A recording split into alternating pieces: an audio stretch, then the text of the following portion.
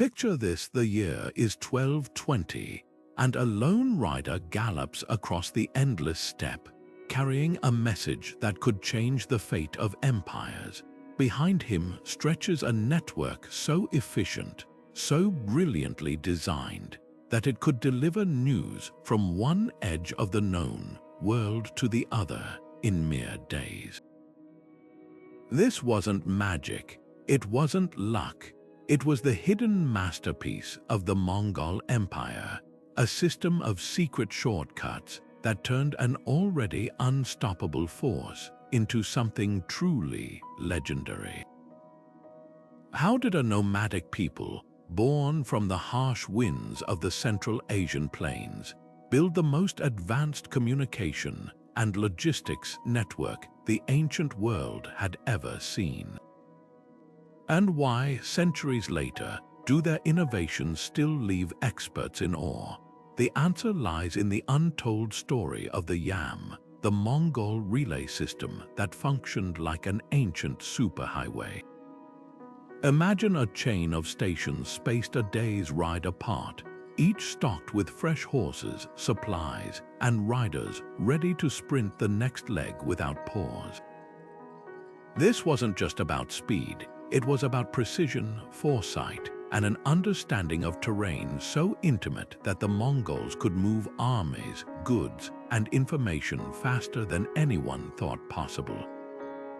But the real genius: these routes weren't just roads, they were carefully guarded secrets, shortcuts known only to the empire's most trusted messengers, cutting through mountains, deserts, and rivers in ways that defied the limits of their time. Today, we take instant communication for granted, but the Mongols achieved something just as revolutionary with nothing more than horseflesh, grit, and sheer ingenuity. Their system didn't just conquer distance, it reshaped history, knitting together cultures, economies, and ideas across continents. And here's the thing: the lessons buried in these ancient shortcuts still matter. From modern supply chains to military strategy, the echoes of Genghis Khan's empire are everywhere. So let's saddle up and journey into the heart of this mystery, unraveling how a 13th century empire built a blueprint for efficiency that still inspires us today. The story of the Mongol shortcuts isn't just about the past, it's about the timeless art of moving faster, smarter, and bolder than anyone expects.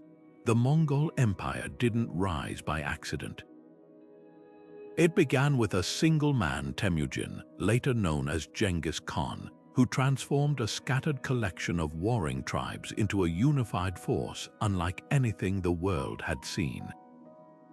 Picture the vast, windswept steppes of Central Asia, where survival demanded toughness, adaptability, and an intimate knowledge of the land.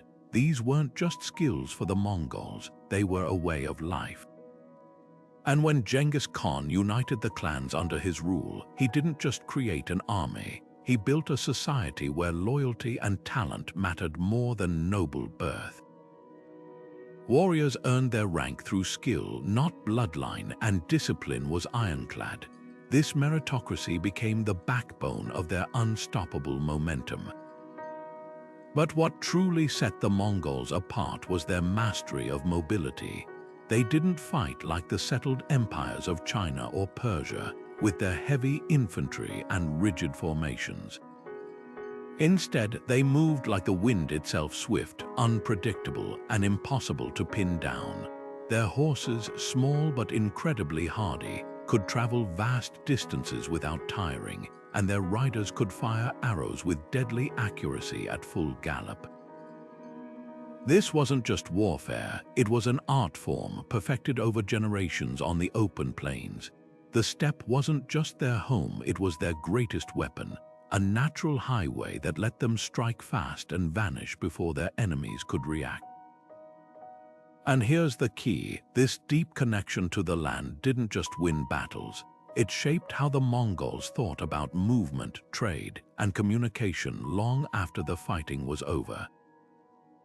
They didn't just conquer territory, they learned it, memorizing every mountain pass, every river crossing, every hidden oasis. These weren't just soldiers, they were scouts, cartographers, and engineers of efficiency. When they later built their legendary shortcuts, they weren't inventing something new. They were applying centuries of nomadic wisdom to the challenge of ruling an empire that spanned continents. The land had always been their ally, and now it would become their greatest infrastructure. The Mongols didn't just move quickly, they moved intelligently. Every inch of terrain became a tactical advantage, a hidden path only they knew how to exploit. Take the vast grasslands of the steppe, where their horses could gallop unimpeded for days. But it wasn't just open plains, they mastered the impossible. When they reached the jagged peaks of the Hindu Kush or the scorching deserts of Central Asia, they didn't see barriers. They saw opportunity. Scouts would fan out ahead of the army, seeking the narrowest valleys, the most forgiving slopes, even seasonal riverbeds that dried into natural roads. These weren't just routes, they were calculated decisions, shaving weeks off travel time. Imagine a messenger racing through a mountain pass so discreet that enemies wouldn't think to guard it, or a supply caravan threading between dunes where water was secretly abundant. The land itself became their co-conspirator, and then there were the rivers, not obstacles but lifelines. While other armies struggled to bridge or ford them, the Mongols turned waterways into highways. They used lightweight, collapsible boats made of animal hides, which could be assembled in hours and carried on horseback when not in use.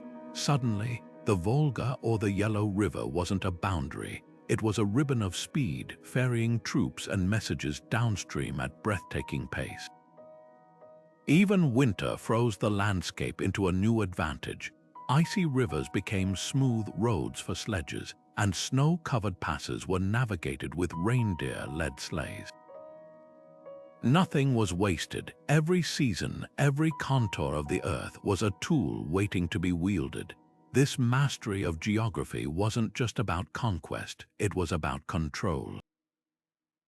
By the time the Yam system was formalized, the Mongols had already internalized a rule: speed depends on knowledge. Relay stations weren't placed at random. They were positioned where terrain allowed riders to change horses without slowing near hidden springs, at the mouths of valleys, just beyond the bend of a river. The system's efficiency wasn't an accident. It was the culmination of generations learning to read the land like a map only they could see. Today, archaeologists still find remnants of these routes, faded trails winding through places modern roads ignore, proof that the shortest distance between 2 points wasn't always a straight line. It was whatever path the Mongols willed into existence. The Yam relay system wasn't just fast, it was a masterpiece of logistics, built on a simple but revolutionary idea: never stop moving. Picture a rider thundering into a relay station, his horse lathered in sweat. Before the dust even settles, he's leaping onto a fresh mount, snatching a bite of dried meat, and galloping off again, all in minutes. These stations weren't just pit stops. They were precision-built nodes in a sprawling network, spaced at intervals so exact that riders could maintain a breakneck pace without exhausting themselves or their animals. And here's what's staggering: at its peak, the Yam could catapult a message from the Danube to the Yellow River, over 4,000 miles in under 2 weeks. In an era when most European couriers considered 30 miles a good day's ride, the Mongols were achieving speeds that wouldn't be matched until the telegraph 6 centuries later. But speed was only half the story. What truly set the Yam apart was its resilience. Each station was a self-contained fortress of efficiency, stocked not just with horses but with fodder, spare saddles, even replacement riders in case of injury. Local communities were tasked with maintaining these posts, a duty enforced with strict accountability.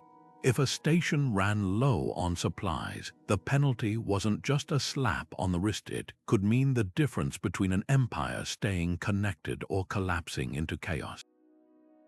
This wasn't just a courier service, it was a lifeline, binding together a realm so vast that sunset in one province meant dawn in another, the system's secret weapon.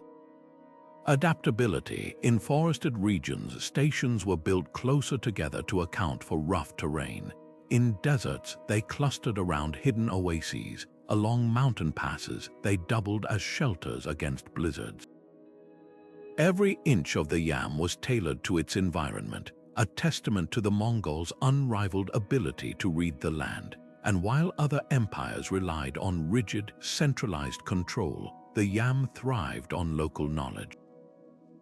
Station masters weren't just bureaucrats, they were scouts, weather watchers, even amateur diplomats, smoothing tensions with tribes along the route to keep the lanes open. Perhaps the most astonishing part, the yam wasn't reserved for elites. Merchants, monks, even foreign envoys could request passage, provided they carried the proper paiza, a sort of medieval passport, often made of gold or silver for VIPs. This openness turned the network into more than a messaging system. It became a conduit for ideas, technologies, and cultures to flow across continents. Persian astronomers, Chinese engineers, and Venetian traders all rode these same routes, their exchanges seeding innovations from gunpowder to paper money. The yam didn't just move letters, it moved history. Yet for all its sophistication, the system's real brilliance lay in its simplicity. No grand monuments, no fragile infrastructure, just horses, grit, and an unshakable rule: keep the wheel turning. When a rider fell ill, another took his place. When a bridge washed out, messengers forded the river. The Mongols understood that true speed wasn't about individual heroics. It was about designing a system where every piece could fail without breaking the chain. In that sense, the yam wasn't just ahead of its time, it was timeless. The yam's true power wasn't just in its horses or stations, it was in the minds of the people who kept it running. Imagine being a village elder on the edge of the empire, ordered to maintain a relay post with 20 fresh mounts at all times. At first glance, this might seem like pure oppression, but the Mongols were far shrewder than that. They didn't just demand loyalty, they engineered it. Communities along the yam routes weren't just conscripted, they were invested. In exchange for supplying fodder, shelter, and labor, they received something priceless: the protection of the world's most formidable military. Raids that once devastated their lands suddenly stopped. Trade caravans, once wary of bandits, now flowed freely, bringing wealth to their doorsteps. The Mongols didn't just build a messaging system, they built a web of mutual interest where every station keeper had skin in the game. Take the paiza, those gleaming passports of authority. A traveler bearing one wasn't just carrying a piece of metal or ivory, they carried the empire's trust. For local officials, honoring a paiza meant more than avoiding punishment. It meant aligning with a system that rewarded cooperation. A merchant with a silver paiza could demand fresh horses at any station, but he'd also pay handsomely for the privilege, enriching the very communities that served him. The Mongols understood something modern leaders often forget. Control isn't just about fear, it's about making people want to participate, yet there was always an edge to this bargain. The Empire's spies traveled the same routes, disguised as traders or pilgrims, watching for signs of disloyalty. A neglected station or a delayed messenger didn't just mean a scolding, it could mean a visit from a Mongol inspector, whose judgments were as swift as they were final. This balance of carrot and stick was no accident.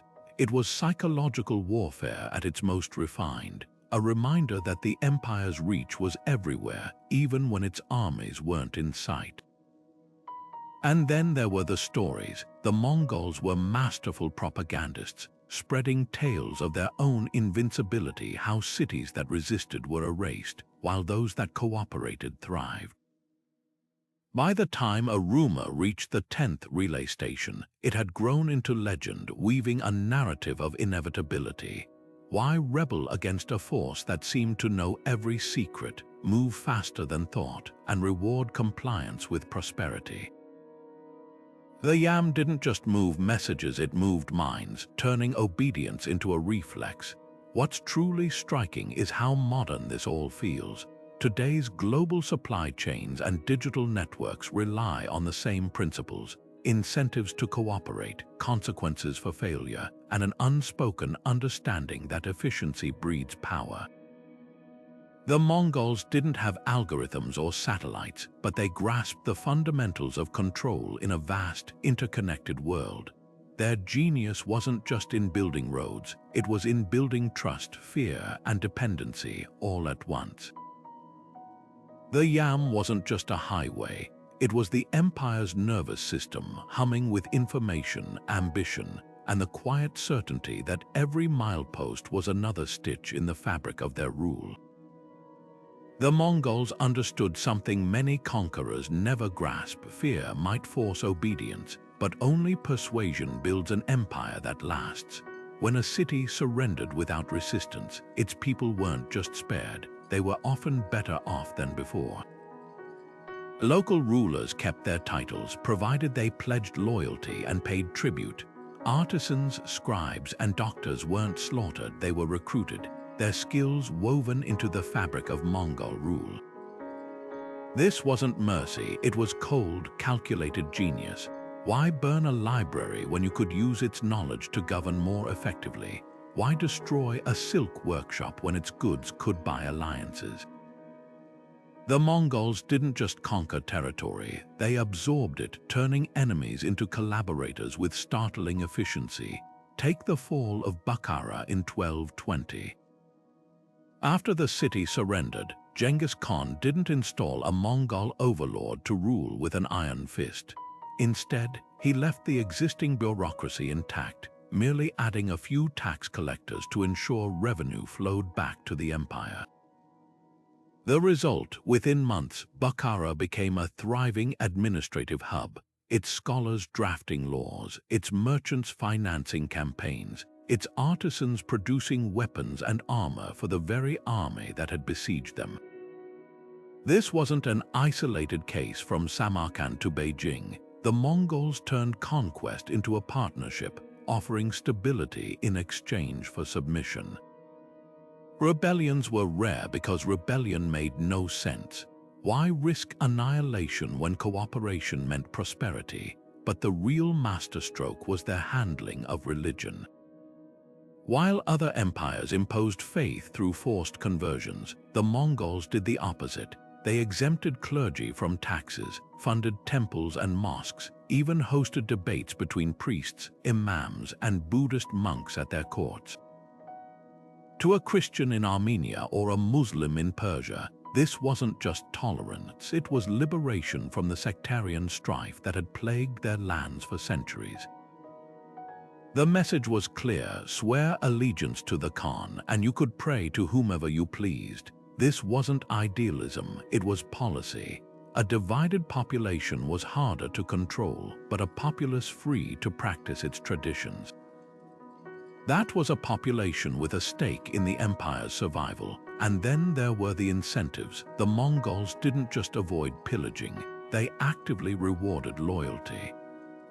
Merchants who pledged to trade under their protection received safe passage across thousands of miles, their caravans guarded by Mongol patrols.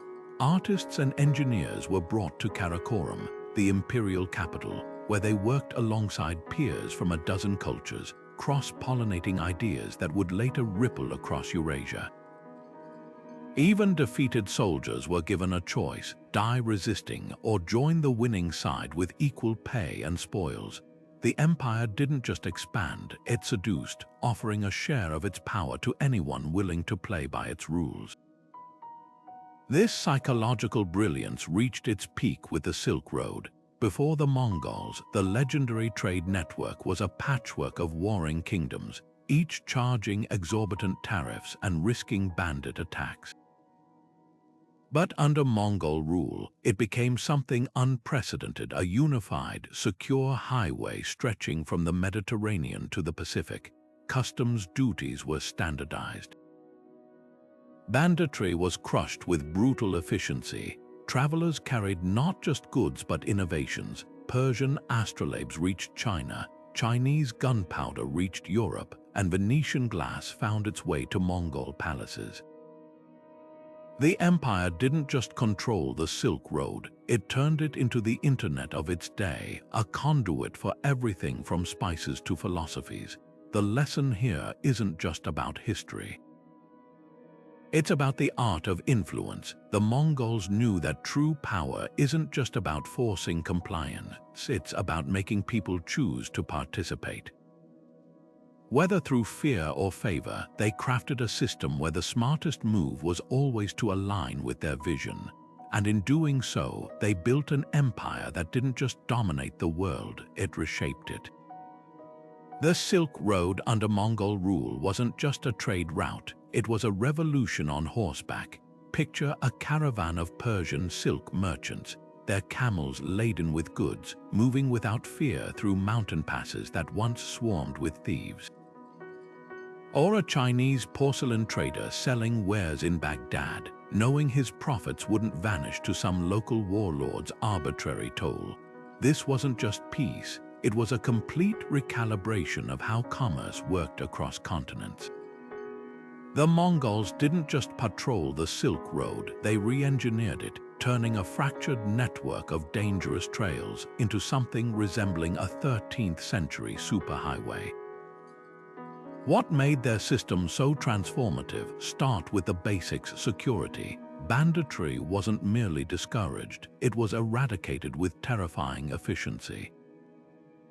Mongol patrols, often made up of former bandits themselves, knew every hiding spot and ambush tactic. Cross them, and the punishment wasn't just death, it was a spectacle, a warning carved into the landscape for the next would-be thief. But here's the twist: the Mongols weren't just enforcing order for its own sake. They understood that safe trade meant more trade, and more trade meant more taxes filling their coffers. It was a feedback loop of prosperity, where merchants willingly paid duties because the roads were worth it. Then came the innovations. Standardized weights and measures replaced a tangled web of regional systems. No more haggling over whether a catty in one town matched another's. Silver, not barter, became the preferred currency, greasing transactions from the Black Sea to the Yellow River. And the Mongols didn't just tolerate foreign merchants, they actively recruited them, offering incentives like tax breaks for those willing to establish new routes. A Venetian trader might find himself dining with Mongol officials, negotiating deals over cups of fermented mare's milk, his contracts backed by the full might of the empire. But the real genius lay in their cultural flexibility. Unlike earlier empires that imposed their own customs, the Mongols acted as facilitators, not overlords. A Muslim merchant could settle in Mongol-controlled China, worship at his mosque, and settle disputes under Sharia law provided he paid his taxes. A Nestorian Christian from Armenia might find himself managing a trading post in Bukhara, answerable only to the Khan's representatives. This wasn't multiculturalism as we think of it today, it was pragmatism at scale. The Mongols knew that commerce thrived on trust, and trust meant letting people keep their identities while serving the empire's goals. The results were staggering. For the first time in history, goods, ideas, and people flowed freely across Eurasia. Persian astronomers brought star charts to Beijing. Chinese gunpowder recipes reached Vienna. Even dietary habits shifted. Noodles journeyed west to become pasta, while Middle Eastern spices transformed Asian cuisines. The Mongols didn't just move merchandise, They catalyzed a cross-continental conversation that reshaped everything from warfare to medicine. And at the heart of it all was their unshakable principle: trade is the lifeblood of power. Yet for all its glittering success, the system had a dark edge. That same efficiency let the empire extract wealth with chilling precision. Local rulers who skimmed taxes faced brutal audits. Rebellious cities found their trade privileges revoked, starving them into submission. The Mongols didn't just protect commerce, they weaponized it, using economic leverage as deftly as their famed cavalry. It was a reminder that their golden age of trade wasn't built on altruism, but on the cold calculus of control. Today's global supply chains owe more to the Mongols than we realize. Their idea of standardized rules, secure transit, and incentivized loyalty mirrors modern trade pacts and logistics networks. The difference: they managed it without satellites or spreadsheets, relying instead on horse relays, whispered intelligence, and an ironclad reputation. The Silk Road's Mongol Renaissance wasn't just a chapter in history, it was a blueprint for how to turn exchange into influence, and influence into empire. What set the Mongols apart wasn't just their willingness to adopt foreign ideas, it was their relentless pursuit of the best ideas, no matter where they came from. Consider the siege of Baghdad in 1258. While other conquerors might have relied on brute force, the Mongols arrived with something far more dangerous: Chinese engineers who had perfected counterweight trebuchet catapults capable of hurling 100-pound stones with terrifying accuracy. These weren't just weapons, they were symbols of a broader philosophy. Why waste years reinventing the wheel when you could borrow, adapt, and improve? This cultural scavenging extended far beyond warfare. Persian scribes, renowned for their administrative prowess, were drafted to streamline the empire's tax collection. Tibetan doctors, with their knowledge of herbal remedies, found themselves treating Mongol generals alongside European surgeons. Even something as mundane as paper currency, a concept the Mongols encountered in China, became a tool for unifying their sprawling domains. Every conquered territory wasn't just plundered, it was mined for innovations, as if the empire were assembling a global toolkit. But here's the twist: the Mongols weren't merely collecting techniques, they were remixing them. Take their legendary composite bows, crafted from layers of wood, horn, and sinew. These weapons drew on Turkish designs but were refined with glue recipes stolen from Siberian tribes. The result: a bow that could shoot farther and hit harder than anything Europe or Asia had seen. This wasn't cultural appropriation, it was cultural alchemy, transforming borrowed knowledge into something uniquely Mongol. Their openness had a dark pragmatism, though. When they captured a city, the first people spared were often the artisans and scholars. A French goldsmith might find himself designing goblets for the Khan's court, while a Muslim astronomer calibrated calendars to predict eclipses, events the superstitious Mongols viewed as omens. Tolerance wasn't kindness, it was strategy. By cherry-picking the brightest minds from every civilization, they created a feedback loop where each conquest made the empire smarter, stronger, and more adaptable. This intellectual agility bled into their military tactics. While European knights clung to heavy armor and linear charges, Mongol commanders operated like a medieval think tank. Scouts from the steppes relayed battlefield intelligence via flag signals, a system borrowed from Chinese naval warfare. Engineers repurposed Greek fire recipes into primitive grenades. Even their feigned retreats, a tactic that lured enemies into ambushes, were perfected after studying the hit-and-run raids of Turkic horse archers. Every engagement became a laboratory, testing and refining borrowed strategies into an unstoppable hybrid. The lesson here transcends history. The Mongols didn't dominate because they were the strongest or the smartest. They dominated because they were the most curious. In a world where most empires saw foreign ideas as threats, they saw them as shortcuts to supremacy. Their true innovation wasn't the bow or the trebuchet. It was the realization that progress doesn't require originality, just the wisdom to recognize brilliance wherever it hides. The Mongol army didn't just move fast, it moved with a rhythm so precise it felt like nature itself had choreographed their attacks. Picture 1,000 riders sweeping across the plains, each warrior guiding not one, but 5 or 6 horses, switching mounts mid-gallop to keep their steeds fresh. This wasn't just logistics, it was a psychological weapon. Opponents watching from fortress walls would see an endless tide of riders, never realizing the same horses circled back to create the illusion of an unstoppable horde. And when those riders suddenly wheeled away, screaming in mock terror, it wasn't retreat, it was a trap. Feigned flight was their signature move, luring overconfident enemies into deadly ambushes where fresh troops lay hidden behind hills or in shallow ravines. But the real secret wasn't just the tactics, it was the standardization. From the frozen tundra to the deserts of Persia, every Mongol unit operated like cogs in a vast, well-oiled machine.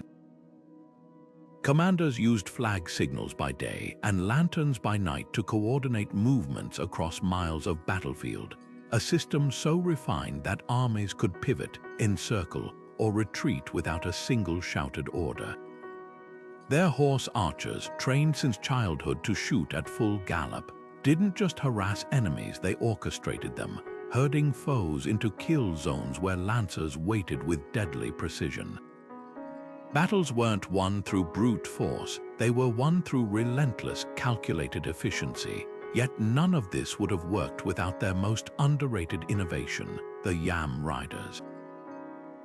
While the army carved through territories, messengers raced ahead and behind the lines, relaying real-time intelligence. A scout spotting a river too deep to ford could send word back within hours, allowing the entire force to reroute seamlessly. Enemy movements, terrain changes, even local gossip all flowed through this network, turning what looked like chaos into a symphony of controlled violence. The Mongols didn't just outfight their enemies, they outthought them, using information as ruthlessly as their arrows. What's astonishing is how little of this relied on technology. Their weapons weren't more advanced, just better used. Their horses weren't faster, just better managed. Even their famed discipline wasn't about blind obedience. It was about trust in a system where every rider knew his role down to the second. This wasn't an army. It was a perfectly designed storm where speed, deception, and communication merged into something no medieval foe could comprehend, let alone survive. And here's the twist, these tactics weren't just for war. The same principles that let them crush armies also built their empire. Supply trains moved like military columns, with spare animals and pre-positioned caches ensuring no campaign stalled from hunger. Conquered cities were integrated into their network, their roads patrolled, their markets regulated, all with the same ruthless efficiency that won battles. The Mongols didn't just conquer the world, they systematized it, turning every mile of terrain into another thread in their web of control. The lesson. True speed isn't just about moving quickly, it's about eliminating friction at every turn. The Mongols didn't invent the horse or the bow. They invented the shortcut, a way to make the complex simple, the slow instantaneous. And in doing so, they rewrote the rules of power itself. Imagine standing on a medieval battlefield, the air thick with dust and chaos, then hearing a high-pitched shriek cut through the noise as a whistling arrow arcs overhead. To the enemy, it might seem like just another projectile, but to the Mongols, it was a precision instrument of war. These arrows, carved with sound holes that screamed like a banshee in flight, weren't just weapons, they were signals. A single shot could tell an entire division to wheel left, charge, or vanish into the steppe. Paired with colored flags flickering across the horizon, the Mongols transformed the fog of war into a finely tuned orchestra of movement. While European knights relied on shouted orders lost in the din of combat, Mongol commanders conducted battles with the clarity of a modern radio operator. The flag system was deceptively simple yet devastatingly effective. A black flag raised high might signal a feigned retreat, luring enemies into a trap. A white flag dipped twice could mean reinforcements were circling unseen. Each hue and motion was drilled into every soldier from childhood, turning complex maneuvers into instinct. And the brilliance lay in its adaptability. Flags could be seen for miles across open plains, while in dense forests or mountainous terrain, whistling arrows took over, their eerie wails cutting through obstructions that would muffle shouted commands. This wasn't just communication, it was psychological warfare. Opponents would hear those ghostly arrows and know the Mongols were moving as one, even if they couldn't see how. But the real genius was how these tools dovetailed with their spy network. Scouts lurking behind enemy lines didn't just gather intelligence, they augmented it. A single observer hidden in the hills could send prearranged flag signals to adjust an entire army's approach, while disguised agents in rival camps listened for weaknesses to exploit.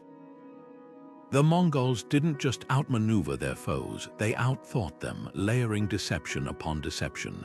A retreat might be genuine, or it might be bait for an ambush coordinated by a spy's whispered tip.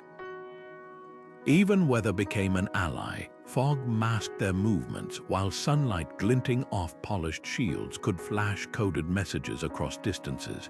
What's startling is how modern this all feels. Today's militaries use drones and encrypted radios, but the principle remains identical. Control information, and you control the battlefield. The Mongols grasped this 6 centuries before the invention of the telegraph. Their empire wasn't built on sheer brutality. It was built on clarity, the ability to see farther, react faster, and strike smarter than anyone else. And at the heart of it all was a simple truth. In war, the sharpest weapon isn't a blade, it's the knowledge of when, where, and how to use it. The Mongols didn't just conquer with bows and arrows, they conquered with whispers. While their armies massed beyond the horizon, another force was already at work, ordinary-looking travelers with extraordinary secrets. A merchant selling silks might be mapping a city's weak points. A wandering monk could be counting garrison troops under his breath. Even refugees fleeing ahead of the Mongol advance weren't always who they seemed. Some were plants sent to spread panic or scout supply routes. This wasn't just espionage, it was psychological warfare woven into the fabric of everyday life. Consider the siege of Zhongdu, modern-day Beijing, in 1215. By the time the Mongol forces arrived, they knew everything, which gates had rotten hinges, which officials could be bribed, even where the sewage tunnels ran. How months earlier, traders from the steppes had infiltrated the city, posing as fur merchants. They'd lingered in taverns, listening to drunken soldiers complain about their commanders. They'd gotten lost near defensive walls, memorizing patrol schedules. When the attack came, the Mongols didn't waste energy storming fortified positions. They exploited a back alley left unguarded because some clerk had accepted a bale of fine sable furs to overlook it. But their spy network's real brilliance lay in its simplicity. Unlike elaborate schemes requiring codes and dead drops, the Mongols leveraged what already existed, the Silk Road's endless flow of people. A Persian carpet seller could relay messages hidden in his wares. A Nestorian Christian pilgrim, protected by the empire's policy of religious tolerance, might carry battle plans sewn into his Bible. Even the empire's famed postal stations doubled as intelligence hubs, where station masters, often local informants, filtered rumors from passing travelers. The system was so decentralized that cutting off one thread wouldn't unravel the whole web. And then there were the arrows that never needed to be fired. The Mongols understood that the best victories happened before swords were drawn. Spies would spread tales of cities that resisted being reduced to ashes, while those that surrendered kept their temples and markets intact. By the time the army arrived, many gates swung open without a fight, not out of cowardice, but because the Mongols had already won the war of perception. They didn't just collect intelligence, they weaponized doubt, turning enemies' own people into unwitting collaborators. This shadow war extended beyond borders. When planning their invasion of Europe, Mongol scouts disguised as traders ventured as far as Hungary years in advance. They noted bridge widths could they support cavalry, pasture quality would horses find fodder, and even feudal rivalries which lords might betray their kings. By the time Batu Khan's forces crossed the Carpathians, they weren't entering unknown land, they were marching through a terrain already mapped in their commanders' minds, down to the last defensible hill. What's chilling is how familiar this feels today. Modern militaries spend billions on satellites and cyber warfare, but the principles remain unchanged. Know your enemy better than they know themselves, and victory becomes inevitable. The Mongols just did it with horsehair disguises and sharp eyes instead of drones. Their greatest weapon wasn't the bow, it was the quiet certainty that no wall was high enough to keep out the truth.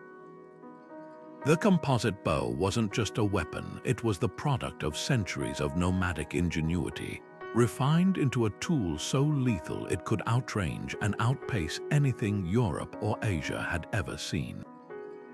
Picture a bow crafted not from a single piece of wood, but from layers of birch, ibex horn, and sinew, glued together with a resin so strong it could withstand the brutal freeze of Siberian winters and the scorching heat of Persian summers. This wasn't just engineering, it was artistry. The horn on the belly of the bow stored energy like a coiled spring, while the sinew on the back stretched taut, releasing arrows with enough force to punch through armor at 200 yards. And unlike the English longbow, which required a lifetime of training to wield effectively, the Mongol bow was lightweight enough for a child to carry, yet powerful enough to bring empires to their knees. But raw power was only half the equation. The true advantage lay in how the Mongols used it. From the moment a boy could grip a bow, he learned to loose arrows while galloping at full speed, his body swaying with the rhythm of his horse. By adulthood, he could hit a target the size of a grapefruit while charging at 40 miles an hour, his shots timed between hoofbeats for maximum stability. This wasn't just marksmanship, it was a symphony of motion where horse and rider became a single, deadly instrument. And because every warrior carried multiple bows, some for long-range volleys, others for close quarters piercing, they could adapt to any battle scenario in seconds. Yet even the finest bow is useless without arrows, and here the Mongols turned logistics into a science. Each rider carried at least 60 arrows in quivers strapped to his saddle. Their tips varied for specific tasks. Narrow bodkin points to punch through chainmail, barbed heads to tear into flesh, even whistling arrows for signaling. But the real stroke of genius, their supply chains. Behind every advancing army trailed herds of spare horses, not just for riding, but as mobile archery factories. Skilled craftsmen traveled with the troops, harvesting sinew from slaughtered animals, boiling hooves into glue, and fashioning new arrows on the spot. A single day's halt could replenish thousands of projectiles, turning the steppe itself into an endless armory. And then there were the tactics. While European archers stood in static lines, the Mongols turned archery into a dynamic storm. They'd ride in loose formations, peppering enemies with arrows until their quivers were empty, then suddenly feign retreat, only to wheel around and unleash a fresh volley from reserves carried by trailing horses. Opponents who gave chase would find themselves funneled into kill zones where fresh troops lay in wait. It was a brutal cycle, exhaust, entrap, exterminate. The bow wasn't just a weapon, it was the bait, the trap, and the executioner all in one. What's often overlooked is how this system scaled. In small skirmishes, Mongol units could harass and disperse foes with hit-and-run attacks. In massive battles, thousands of archers would form staggered lines, their arrows darkening the sky in waves designed to break formations before lancers delivered the final blow. Even siege warfare bent to their will. They'd rain arrows on castle defenders until no one dared peek over the ramparts, then advance unhurriedly with battering rams. The composite bow didn't just win battles, it redefined the very rhythm of war. Yet for all its lethality, the bow's greatest strength was its simplicity.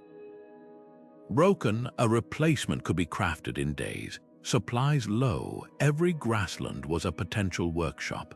Unlike the intricate siege engines of Europe or the fragile supply lines of settled armies, the Mongol way of war was self-sustaining, resilient, and endlessly adaptable. Their secret wasn't just the bow in their hands, it was the system that kept it firing, shot after shot, campaign after campaign, until resistance crumbled. The composite bow wasn't just their shortcut to power, it was the beating heart of an empire built on motion. The Mongol army moved like a force of nature, unburdened by the heavy supply chains that slowed their enemies to a crawl. While European knights depended on wagons laden with grain and salted meat, the Mongols lived off the land with ruthless efficiency.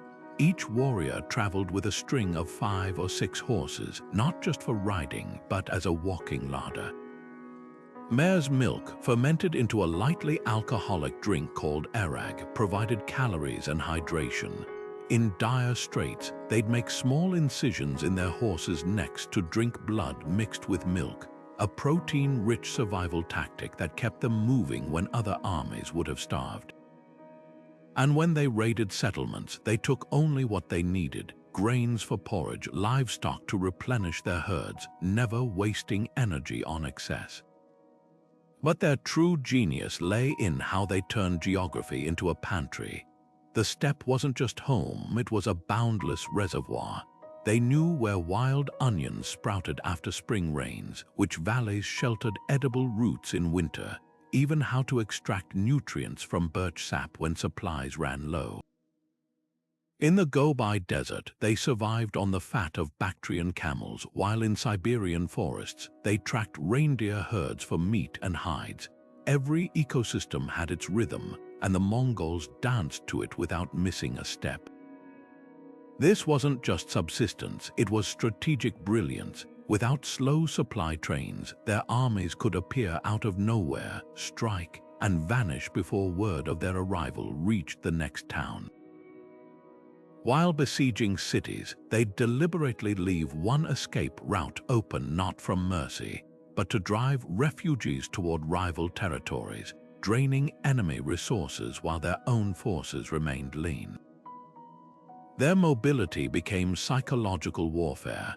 How do you prepare for an enemy that doesn't need to? Yet their most staggering feat was conquering climates that should have broken them. In Russia's frozen winters, they wore layered sheepskin coats lined with felt, their horses pawing through snow to graze on buried grass. During Central Asia's scorching summers, they traveled at night, guiding herds to hidden oases remembered from generations of nomadic routes. They didn't fight the land, they listened to it, using knowledge passed down through centuries. When Hungarian knights bogged down in autumn mud, Mongol riders switched to sturdy Mongolian ponies with hooves that gripped like mountain goats. When Persian cities locked their gates during sandstorms, the Mongols used the blinding dust as cover to scale walls. This adaptability extended to their enemies' weaknesses. In China, they adopted siege engines to crush walled cities. In the Middle East, they exploited sectarian divides, portraying themselves as liberators to oppressed groups. They weren't just surviving, they were evolving, absorbing local tactics like a sponge. A Mongol campaign in the jungles of Vietnam looked nothing like one on the Russian plains because they refused to be chained to a single playbook. The lesson was clear: speed isn't just about movement, it's about shedding every ounce of friction. The Mongols didn't carry their empire on their backs. They built it on the land's own abundance, turning rivers into roads, grasslands into fuel, and conquests into supply depots. While other empires starved themselves trying to feed their ambition, the Mongols feasted on the world itself. Few conquerors in history could claim mastery over both land and sea, yet the Mongols, often remembered as horse lords of the steppe, built a navy that conquered rivers, lakes, and even the open ocean. Picture this: in 1281, a fleet of nearly 1,000 ships sailed up the Yangtze River, their decks crammed with Mongol warriors and siege engines. These weren't repurposed fishing boats, they were purpose-built warships, designed by Chinese shipwrights the empire had absorbed. Towering catapults mounted on reinforced decks could hurl flaming projectiles, while shielded boarding bridges allowed cavalry to charge directly onto enemy docks. This wasn't just transportation, it was a floating extension of Mongol tactics, bringing their signature speed and adaptability to waterways, the secret to their naval success. The same ruthless pragmatism that fueled their land campaigns. When invading Japan, Kublai Khan didn't rely on steppe-bred horsemen. He conscripted Korean sailors who knew the treacherous Tsushima Strait like their own villages. For river battles in Vietnam, they commandeered local bamboo rafts, turning lightweight craft into mobile archery platforms. Even their failures revealed ingenuity. After typhoons wrecked their invasion fleets twice, they experimented with staggered sail designs to withstand storms. The Mongols didn't just conquer the water, they learned it, bending maritime traditions to their will just as they had with every terrain before. But their real naval shortcut was psychological. The sight of these land-bound warriors suddenly appearing by sea shattered enemy morale. Imagine being a Sung dynasty commander, confident behind your river fortifications, only to wake to Mongol ships already upstream having portaged entire vessels overland using logs and slave labor. Or Vietnamese villagers watching in horror as horsemen charged straight off boats onto sandbars, their mounts trained to swim the final stretch. The Mongols turned their reputation as landlubbers into a weapon, exploiting the disbelief of foes who never saw their amphibious strikes coming. Yet for all their innovation, the navy exposed the empire's limits. Open oceans demanded skills even the Mongols couldn't shortcut, like predicting tides or navigating by stars. Their disastrous Japanese invasions proved some barriers couldn't be overcome by adaptability alone. But in rivers and coastal waters, their hybrid approach rewrote the rules. By merging steppe audacity with borrowed naval expertise, they created something unprecedented. A nomadic empire that didn't just cross water, but commanded it. The lesson: true mastery isn't about clinging to what you know. It's about conquering the unfamiliar until it bends to your will. Rivers became the Mongol Empire's silent allies, twisting through conquered lands like liquid highways. While their reputation as horse lords was well earned, their true genius lay in seeing waterways not as barriers but as opportunities. Take the Yangtze, a sprawling, turbulent river that had defended Chinese dynasties for centuries. When the Mongols arrived, they didn't just cross it, they weaponized it, commandeering fleets of flat-bottomed junks from local fishermen. These humble boats, retrofitted with grappling hooks and armored decks, became floating fortresses capable of carrying hundreds of troops upstream at shocking speed. While enemy forces braced for cavalry charges from the north, Mongol soldiers would materialize from the river itself, their ships disgorging warriors directly into the heart of undefended cities. But the real innovation wasn't just using boats, It was how seamlessly they integrated naval power with their land tactics. Scouts on horseback would identify optimal crossing points, then signal waiting engineers to lash rafts together into temporary bridges. Supply trains that would have taken weeks to drag over mountain passes instead glided down river on barges, guarded by archers perched in the rigging.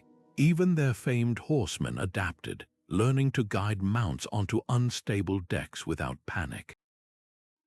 This wasn't a navy in the traditional sense. It was a nomadic army that had taught itself to swim. Kublai Khan's ambitions stretched beyond rivers. His attempted invasions of Japan in 1274 and 1281 revealed a willingness to gamble on the open sea. The ships themselves were marvels of hybrid design, Korean hulls built for stability, Chinese sails optimized for coastal winds, even Mongol modifications like reinforced rams to smash through defensive barriers.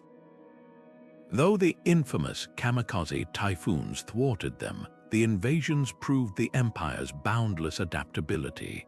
Where other conquerors saw the ocean as a limit, the Mongols saw it as one more shortcut waiting to be mastered. What made this possible wasn't just technology, it was leadership. A Mongol naval commander might be a former stable boy who'd proven his knack for logistics, or a captured Chinese admiral who'd sworn loyalty. Talent trumped pedigree every time. When one fleet foundered on unfamiliar tides, its officers weren't executed. They were sent to study with Persian navigators. Failures became lessons, and lessons became advantages. This meritocratic hunger transformed fishermen into admirals and rivers into highways, proving yet again that the Mongols didn't conquer the world by clinging to tradition. They won by rewriting the rules one stretch of open water at a time. In the Mongol Empire, your birthright meant nothing if you couldn't deliver results. While European knights clung to titles inherited through generations, the Mongols operated on a simple principle: prove your worth or step aside. Take Subutai, one of history's greatest generals, who began life as the son of a blacksmith. Under Genghis Khan's rule, his strategic brilliance earned him command of armies that crushed kingdoms from Russia to Hungary. Or consider Torjin Khatun, a former captive who rose to become regent of the empire, steering its destiny during a critical transition. This wasn't just fairness, it was cold, calculated efficiency. Why waste power on a nobleman's incompetent heir when a commoner with sharp instincts could win battles? The system worked because loyalty wasn't to family names, it was to competence. Commanders weren't chosen by bloodline but through brutal trials. A young warrior might start as a scout, tracking enemy movements across treacherous terrain. If he mapped routes faster than his peers, he'd lead a small patrol, succeed there, and he'd command 100 horsemen, fail, and he'd return to the ranks without shame. This constant competition created a leadership core honed like the edge of a blade, where every promotion was earned, not given. Even Genghis Khan's own sons had to demonstrate their worth. No one rode on reputation alone. But meritocracy alone couldn't bind an empire stretching from the Pacific to the Mediterranean.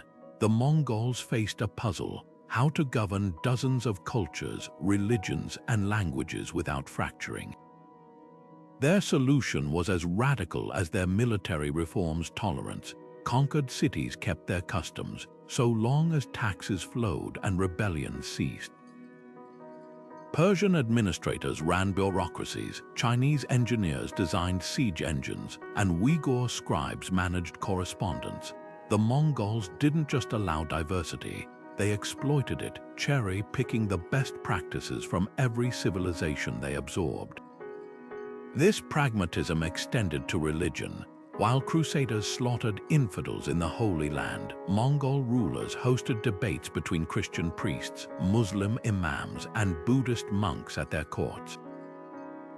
Tax exemptions for clergy weren't charity, they were incentives to keep populations calm. A mosque-going merchant in Bukhara or a Taoist scholar in Beijing could thrive under Mongol rule, provided they didn't challenge the empire's authority.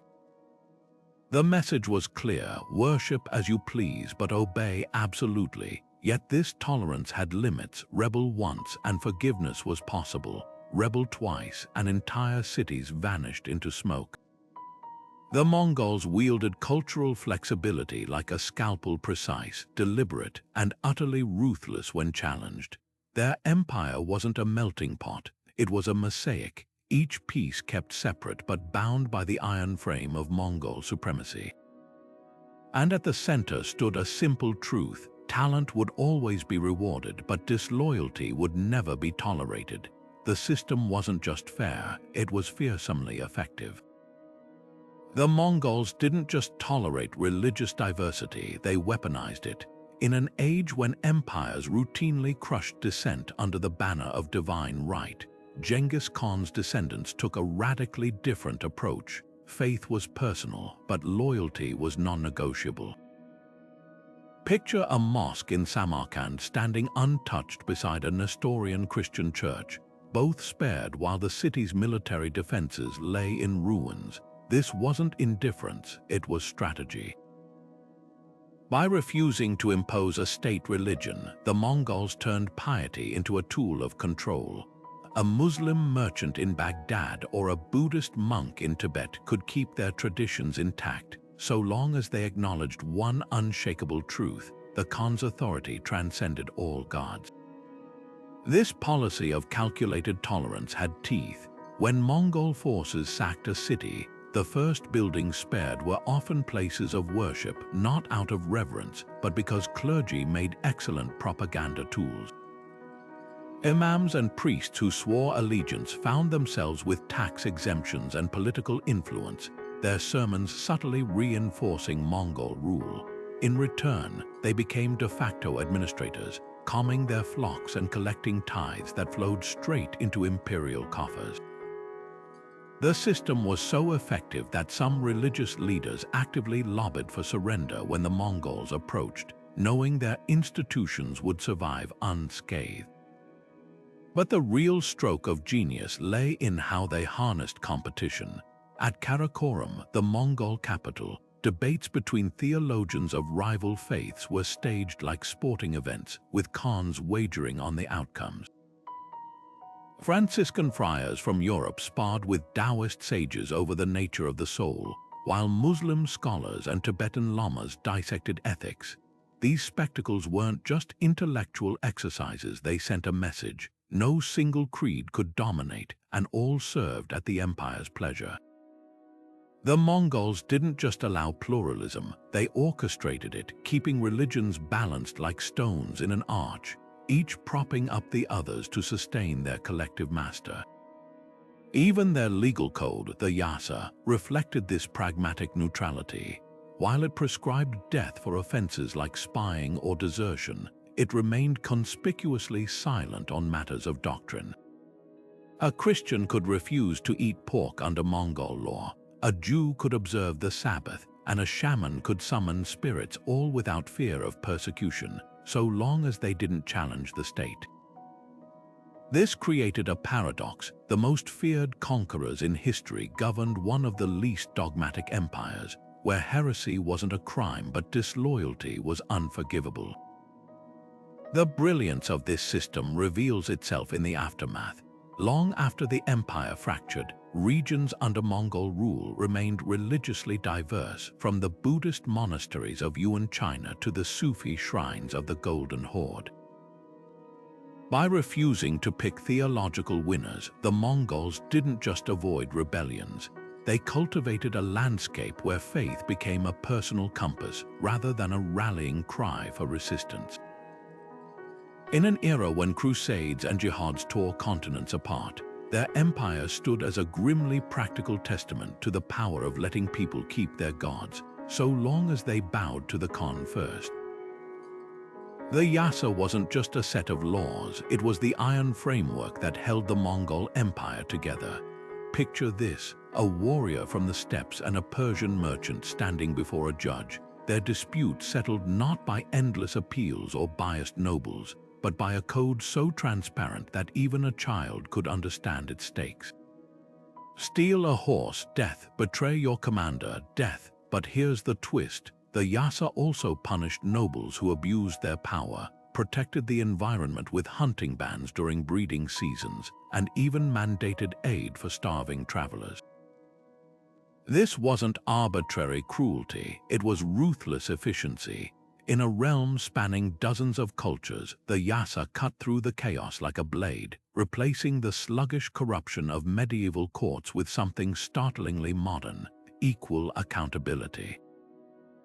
What made this system so revolutionary was its simplicity. While European kings relied on convoluted feudal contracts and church courts tangled in theology, the Yasa reduced justice to clear cause and effect. No legal loopholes, no aristocratic immunity, just consequences. A Mongol officer who looted a conquered city faced the same penalty as a common soldier who stole from his comrade. Disputes were settled on the spot by local judges trained in the code, eliminating the delays that bred resentment. Even punishments served dual purposes. Executions were public spectacles, not just for brutality, but to broadcast the empire's unwavering standards. The message was unmistakable: cross this line and nothing, not wealth, not status, will save you. Yet the Yasa's true genius lay in its flexibility. While core laws were unyielding, local customs were often absorbed into regional rulings. A Tibetan herder might be judged by adaptations respecting his clan's traditions, while a Russian trader answered to variations reflecting Slavic norms. This balance between uniformity and adaptation gave conquered peoples a stake in the system. They might chafe under Mongol rule, but at least the rules applied equally, a radical notion in an era where justice typically favored the powerful. But like all shortcuts, the Yasa had a flaw. Its reliance on absolute loyalty became the empire's Achilles heel. As generations passed, successors grew lax, bending laws for allies or ignoring corruption among elites. The system that once bound diverse nations together began to crack under its own weight. Regional governors, no longer fearing the Khan's swift justice, squeezed populations for personal gain. Rebellions flared where trust in impartial rule eroded. The Mongols had built an empire on the promise of order, but without the discipline to sustain it, even the Yasa couldn't prevent decay. This paradox holds a stark lesson for modern systems. The clearest rules mean nothing without consistent enforcement. The fairest laws crumble when exceptions creep in. The Mongols proved that speed and transparency can forge stability, but only if the mechanisms of justice remain untouchable. Their rise and fall remind us that the true test of any system isn't how it functions at its peak, but whether it can survive the temptation to cut corners. The Mongol Empire stretched like a bowstring pulled too tight, taut, trembling, and on the verge of snapping.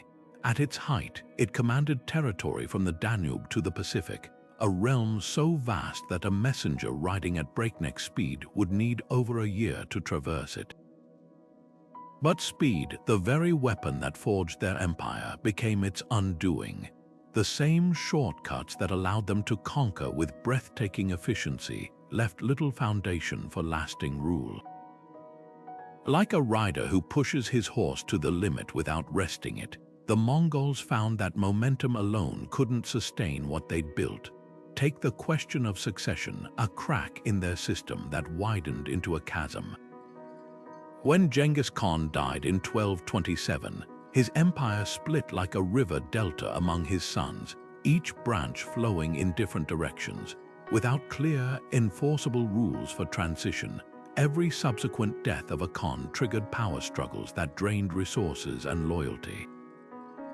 The Golden Horde in Russia, the Ilkhanate in Persia, the Yuan dynasty in China all began as parts of a unified whole but gradually fractured into rival states. their leaders more focused on internal squabbles than collective strength. The yam relay stations still hummed with messages, but now they carried threats between brothers instead of orders from a single throne. Yet the empire's collapse wasn't just about politics.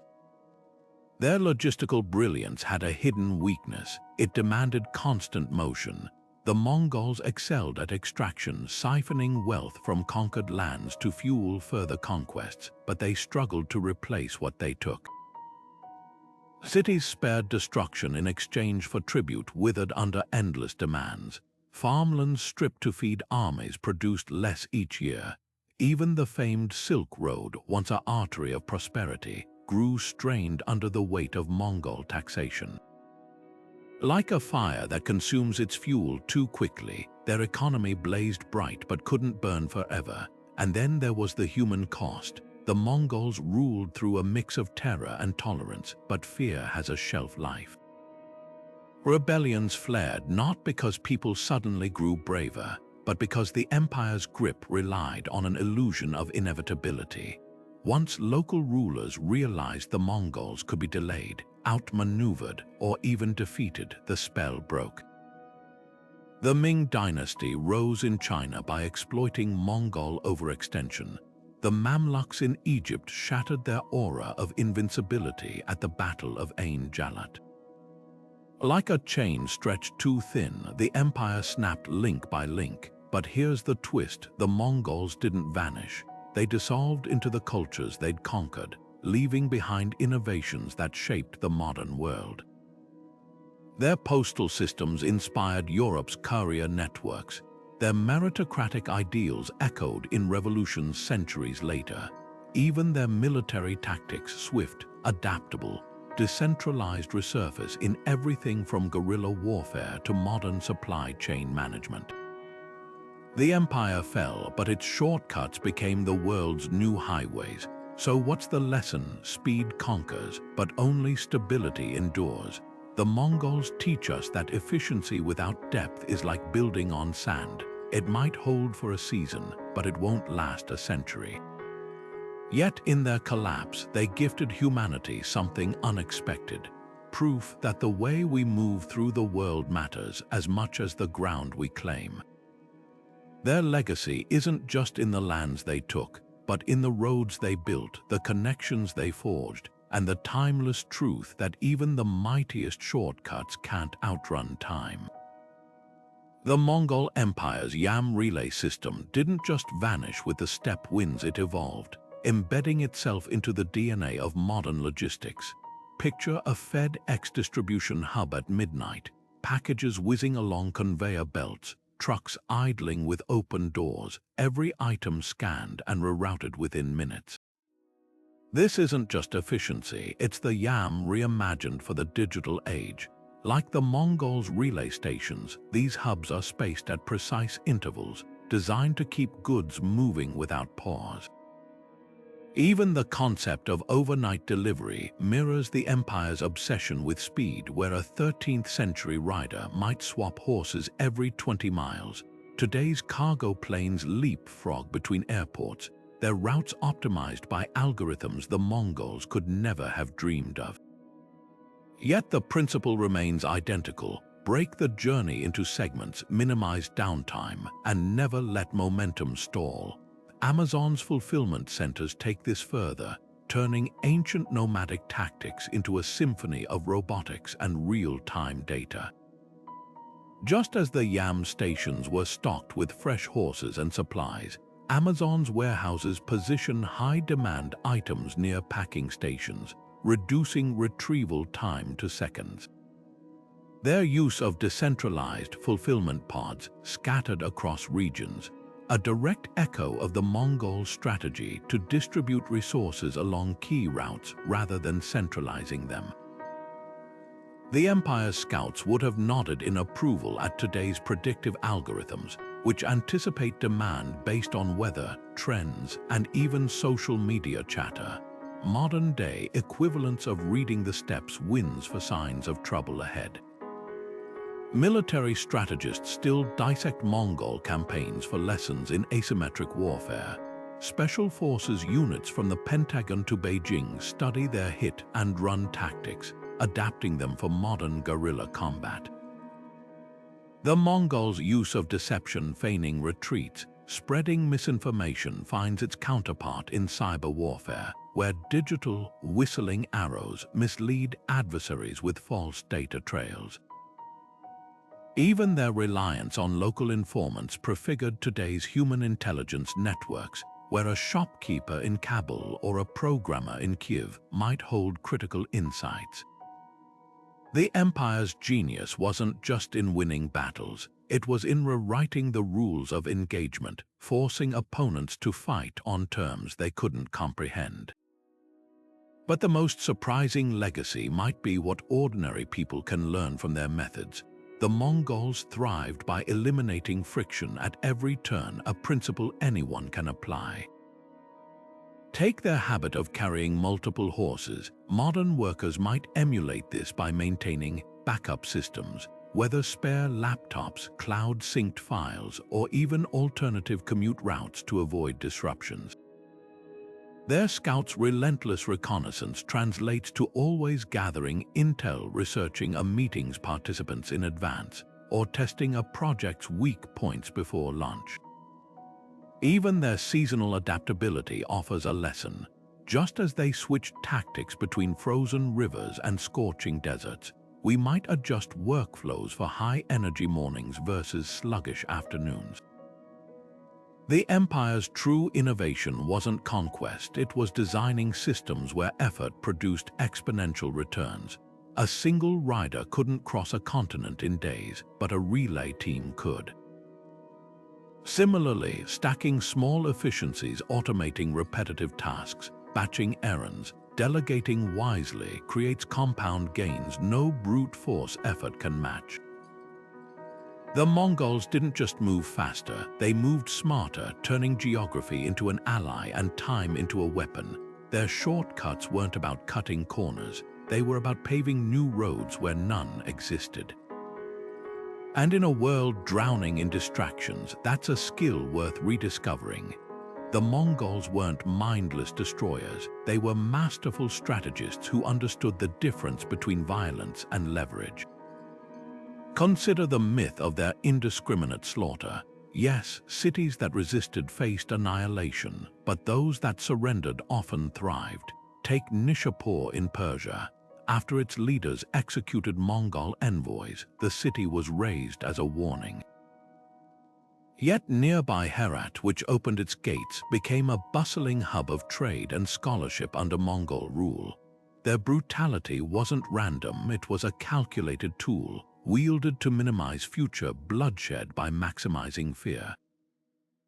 They didn't conquer to destroy, they conquered to control. Another misconception paints them as cultural Philistines, trampling civilization under hoof. Nothing could be further from the truth. The Mongols were voracious learners, absorbing everything from Persian medicine to Chinese siege engineering. When they sacked Baghdad, yes, libraries burned, but only after their scholars had cherry-picked the most valuable scrolls for translation. Their capital, Karakorum, glittered with artisans from a dozen lands, while their courts hosted debates between Christian, Muslim, and Buddhist thinkers. This wasn't the work of barbarians, it was the pragmatism of rulers who knew knowledge was power. Even their famed horse archer hordes weren't the undisciplined mobs of legend. Each warrior followed the Yasa legal code, with strict punishments for looting without permission or abandoning comrades in battle. Their armies moved with the precision of a Swiss watch, coordinating complex maneuvers across hundreds of miles through flag signals and whistling arrows. Compare that to European knights of the same era, who often broke formation to chase personal glory. The Mongols didn't win through sheer numbers, they won because they were the most professional force on the planet. The darkest myth that they left nothing but ruins in their wake. In reality, their empire sparked an unprecedented exchange of goods and ideas. The Pax Mongolica, their enforced peace allowed gunpowder, printing, and even pasta recipes to traverse continents safely. Venetian merchant Marco Polo traveled their roads without fear, while Persian astronomers shared discoveries with Chinese counterparts. This wasn't accidental. The Mongols actively cultivated connections, realizing that prosperity bred loyalty far better than terror ever could. So why does the barbarian label persist? Partly because their victims wrote history. Persian chroniclers exaggerated Mongol atrocities to justify their own defeats, while European monks spun tales of demonic hordes to explain their inability to stop them. But peel back the propaganda, and you'll find an empire that valued efficiency over cruelty, adaptability over tradition, and above all, results over reputation. Their true legacy isn't destruction, it's the uncomfortable truth that sometimes the so-called barbarians are the ones rewriting the rules of civilization. The Mongols didn't just conquer the world, they quietly laid the groundwork for its rebirth. While Europe languished in the feudal chaos of the Middle Ages, the empire's sprawling trade networks were stitching together the seeds of the Renaissance. Picture a caravan winding its way from Beijing to Tabriz, its saddlebags crammed not just with silks and spices, but with something far more precious: ideas. Persian astronomers carried star charts annotated by Chinese scholars. Italian merchants tucked away sketches of Mongol siege engines that would later inspire Da Vinci. Even something as mundane as a recipe for papermaking, smuggled west by captured artisans, would revolutionize European literacy. The so-called barbarians were the invisible architects of the intellectual explosion that would redefine the West. Take the story of Rashid al-Din, the Persian physician turned Mongol vizier who orchestrated one of history's most ambitious knowledge projects. Under his direction, scholars from China, India, and Byzantium collaborated on the Compendium of Chronicles, a universal history so detailed it included everything from Confucian philosophy to European royal genealogies. This wasn't just a book, it was a medieval Wikipedia funded by Mongol Khans who understood that information was the real currency of power. Copies traveled the Silk Road to Venice and Constantinople, where they became foundational texts for Renaissance thinkers starved of global perspectives. Then there's the untold influence of Mongol logistics on European commerce. When Marco Polo marveled at the empire's use of paper money, he wasn't just sightseeing, he was documenting a financial revolution. Italian bankers like the Medici later adapted these concepts, replacing cumbersome coinage with letters of credit that mirrored the Mongols' lightweight financial instruments.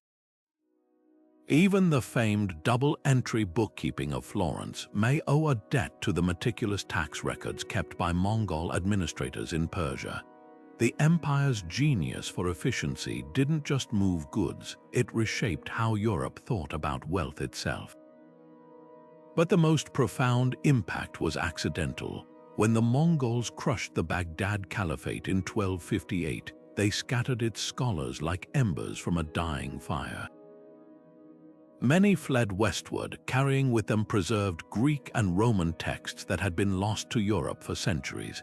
Aristotle's works, Arabic translations of Ptolemy's astronomy, even fragments of Archimedes, all began filtering into medieval universities thanks to this forced migration.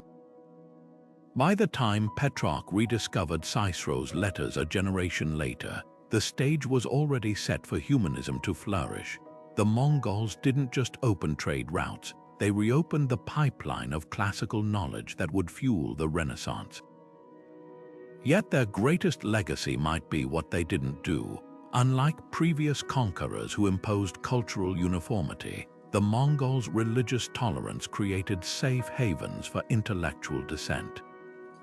Nestorian Christians fleeing persecution in Byzantium found refuge in Mongol-ruled China, bringing with them Byzantine art techniques that would later resurface in Italian frescoes. Jewish scholars expelled from Western Europe thrived under Mongol protection in Crimea, preserving Talmudic traditions that would eventually circle back to Venice's printing presses. This pluralism became an invisible scaffold for the Renaissance, proving that true innovation thrives where ideas cross-pollinate freely. The irony is staggering. The same empire remembered for its brutality inadvertently midwifed the rebirth of Western civilization. Their shortcuts, those brilliantly efficient systems of trade, communication, and governance, didn't just serve conquest. They became the hidden wiring of modernity, connecting dots across continents and centuries.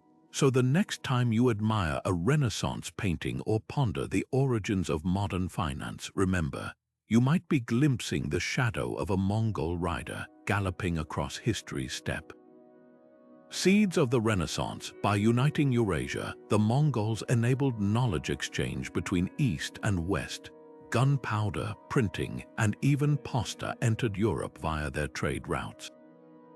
Their shortcuts didn't just move goods, they spread ideas that sparked cultural revolutions.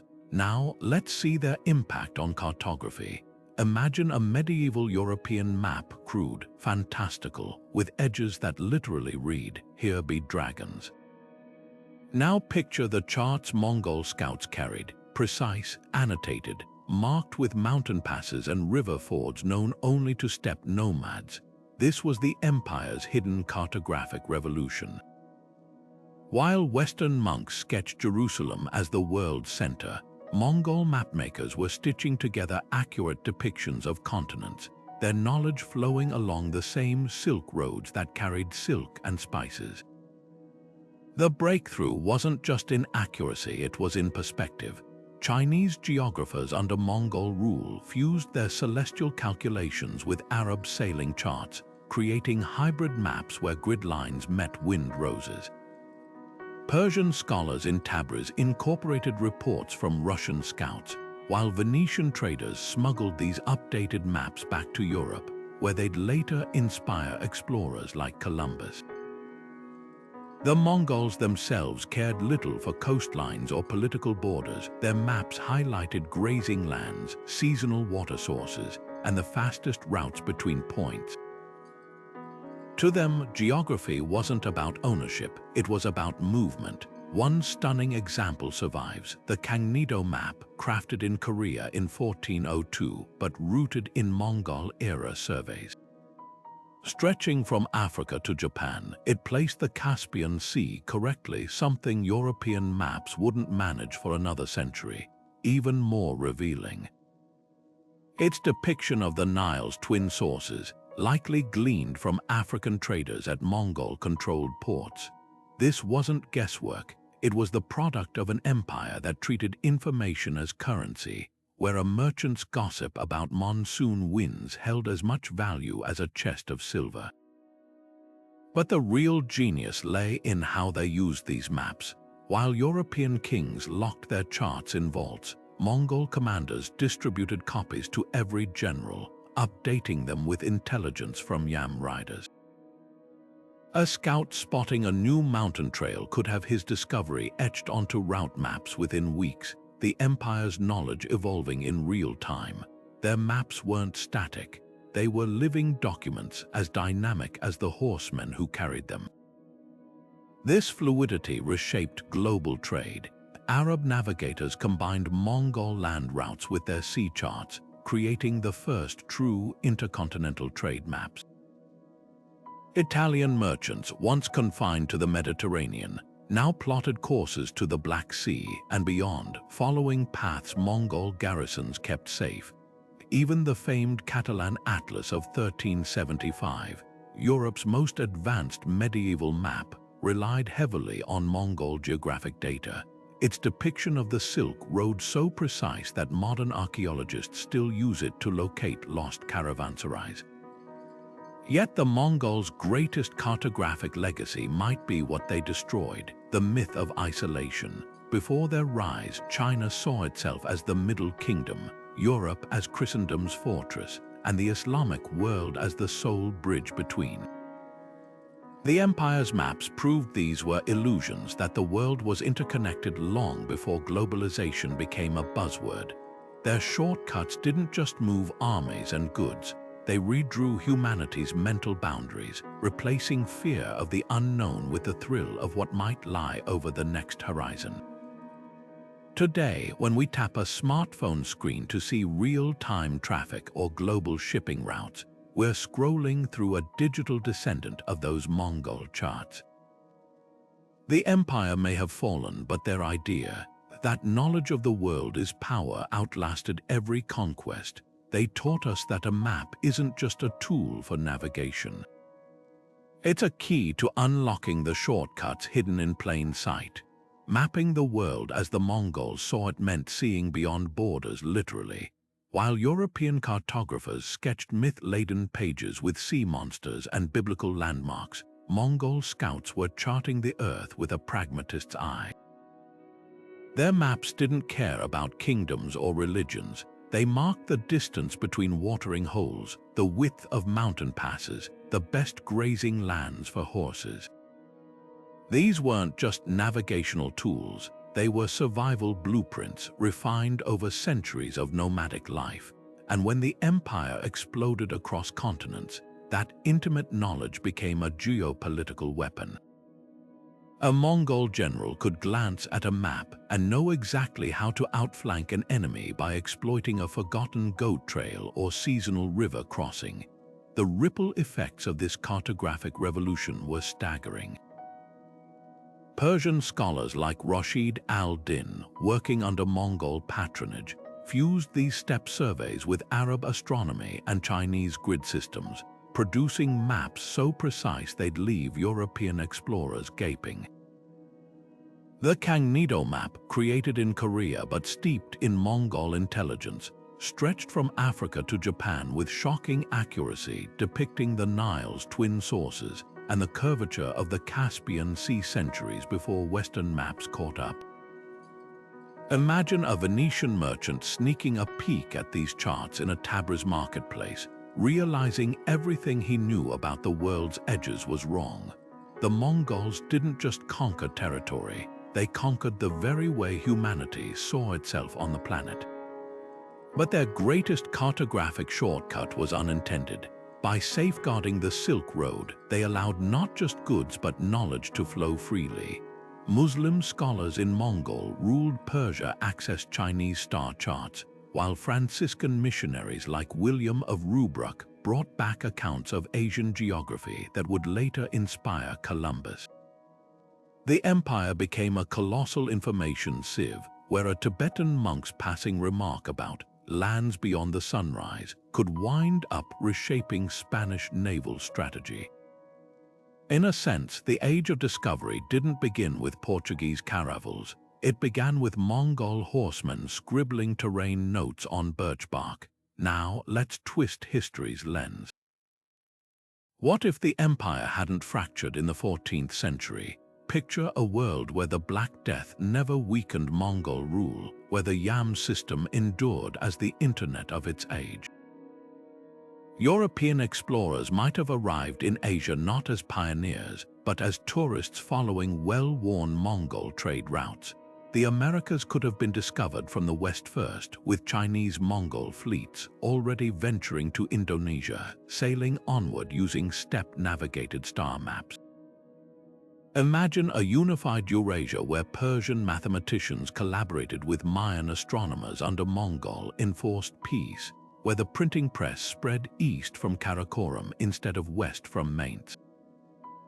The scientific revolution, the Enlightenment, even industrialization might have unfolded along entirely different axes, the haunting beauty of this alternate timeline. It wasn't impossible. The Mongols had already built the infrastructure for a connected world, roads, relays, and a tolerance for ideas that defied medieval dogma. Their failure wasn't in vision, but in longevity. Like a fire that burns too hot too fast, their empire consumed itself, leaving behind embers that others would use to light new fires. But for a few decades, they held the keys to every shortcut humanity had ever dreamed of, not just across land, but through time itself. Imagine a world where the Mongol Empire never fractured, where their yam relay stations evolved over centuries into something resembling a medieval internet. Picture messenger riders not just carrying decrees, but transporting entire libraries worth of knowledge between Karakorum and Kiev in weeks instead of years. Persian medical texts could have reached Paris decades before the Renaissance. Chinese agricultural techniques might have revolutionized European farming before the Black Death ever struck. The Mongols had already built the hardware for this system. The stations, the routes, the standardized protocols, but history cut short its full potential before the software of ideas could truly flourish. This wasn't just about speed, it was about synchronicity. While medieval Europe scholars labored in isolation, a sustained Mongol network could have connected them with counterparts in Baghdad, Delhi, and Beijing in real time. Think of the debates that might have unfolded. Aquinas sparring with Buddhist monks via transcribed dispatches, Fibonacci learning algebra directly from Persian mathematicians instead of rediscovering it centuries later. The empire's religious tolerance meant no idea would be suppressed, only tested against others in the marketplace of thought. Their version of the internet wouldn't have suffered from information silos or gatekeepers. It would have been the ultimate open access platform, where merit alone determined which ideas spread. The economic implications are staggering, with secure trade routes and standardized currencies stretching from the Mediterranean to the Pacific. The Industrial Revolution might have emerged along the Silk Road rather than in 18th century Britain. Imagine steam engines designed by collaborative teams across continents, or Mongol-backed trading companies exploiting resources from Siberia to Sumatra with ruthless efficiency. Their logistical genius could have turned intermittent cultural exchanges into a sustained feedback loop of innovation, where each breakthrough, whether Chinese gunpowder or Arab optics, was rapidly improved upon by minds half a world away. Yet this alternate history also holds a warning. The same infrastructure that spread enlightenment could have amplified tyranny. A centralized Mongol web might have enabled surveillance on an unprecedented scale, with informants using the yam to report dissent across thousands of miles.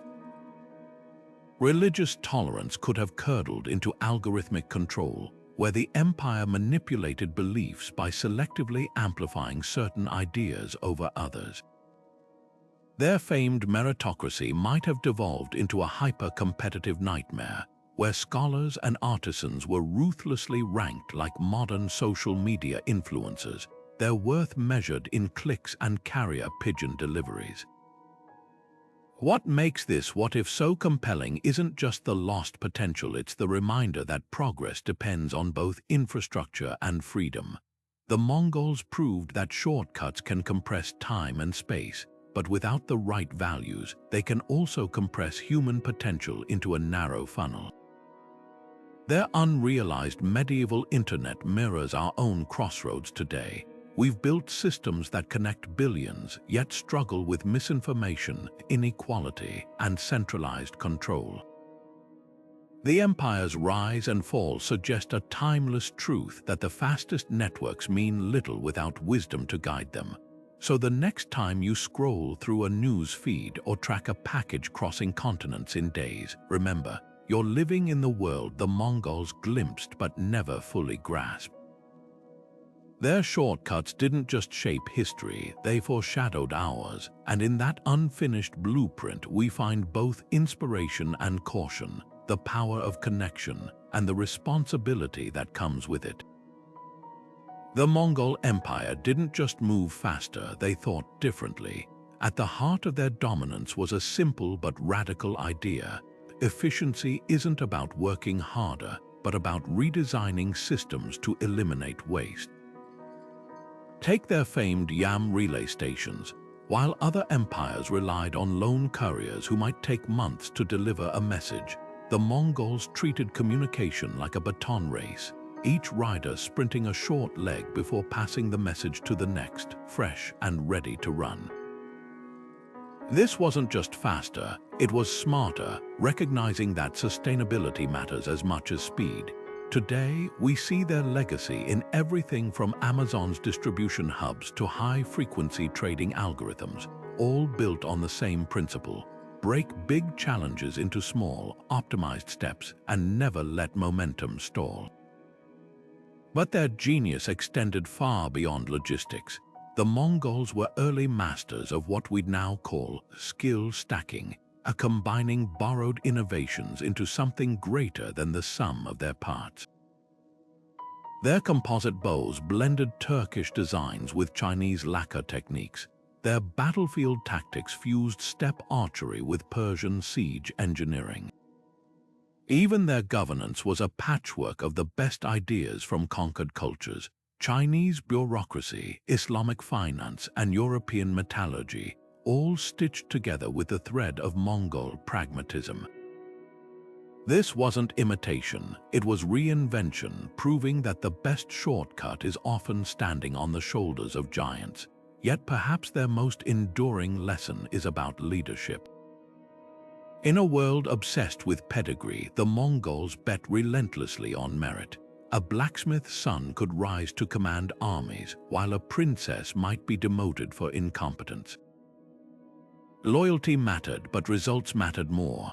Modern startups echo this ethos when they prioritize skills over degrees, or when gig economies reward output over hours clocked.